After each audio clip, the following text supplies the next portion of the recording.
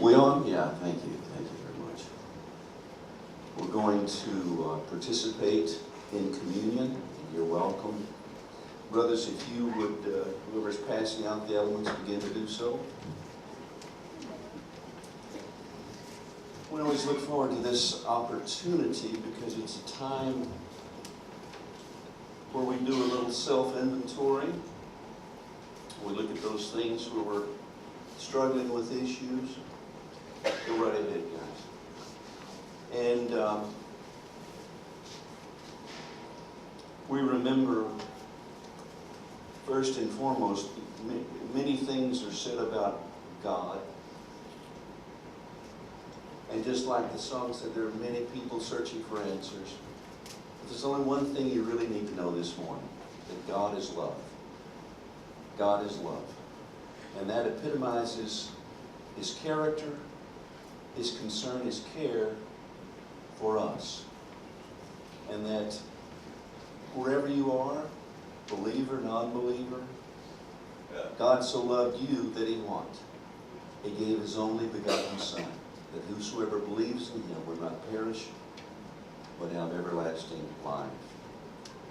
I remember taking my son to Africa with me, and he's also a pastor.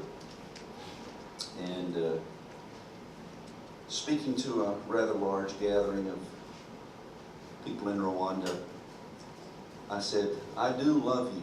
I wouldn't make this trip and do what I'm doing if I didn't care about you as a people. But I would never give my son to die in your behalf. And that's how much God cares for you this morning. He wanted to make you part of His family. He wanted to give you everlasting life. He wanted to give you hope and peace of heart. So that's what this meal represents. It's Jesus' final expression to His disciples and presented a new covenant, that we no longer had to be under the law and a set of rules and regulations, but we could be in a relationship of love and care. And that makes it so much more delightful. I never was really big on rules and regulations, to be honest with you. And most of you raised in the 60s, you know what we were all about.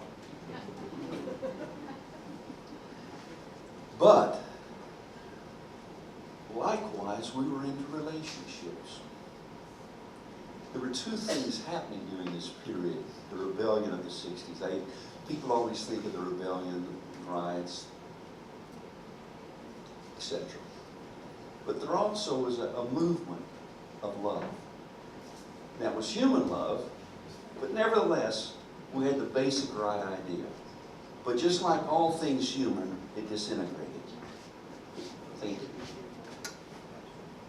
Great.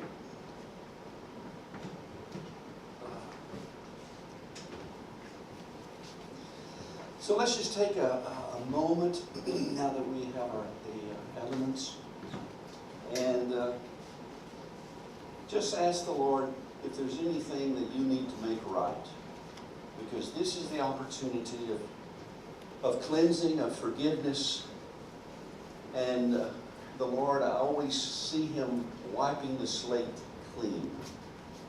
It gives us a new start, a new beginning, a new day, where He no longer desires us to live in shame, condemnation. Nothing weighs us down. You know what? If you're shamed and you feel condemned, then there's so little you can do. But if you feel accepted and loved, there's nothing you can't do that God might want you to do so. So let's just take a moment of silence.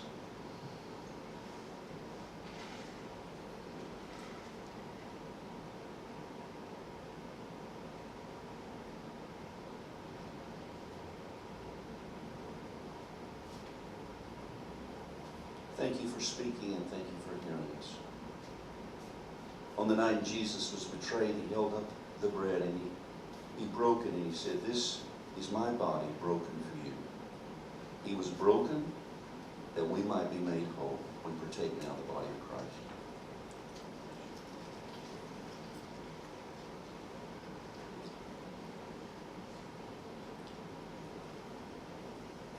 Likewise afterwards, he held up the cup and he said, this cup is representative of my blood. It's a new way to come before the Father. It's a new way of forgiveness. It's a new way of healing. Healing our emotions, healing our bodies, healing our relationships. So we receive the full benefits that Jesus paid the price for. And we thank you, Father, for giving such an extraordinary gift.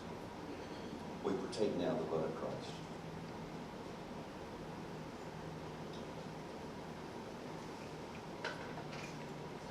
Lord, I pray for those that are here, you release joy and peace.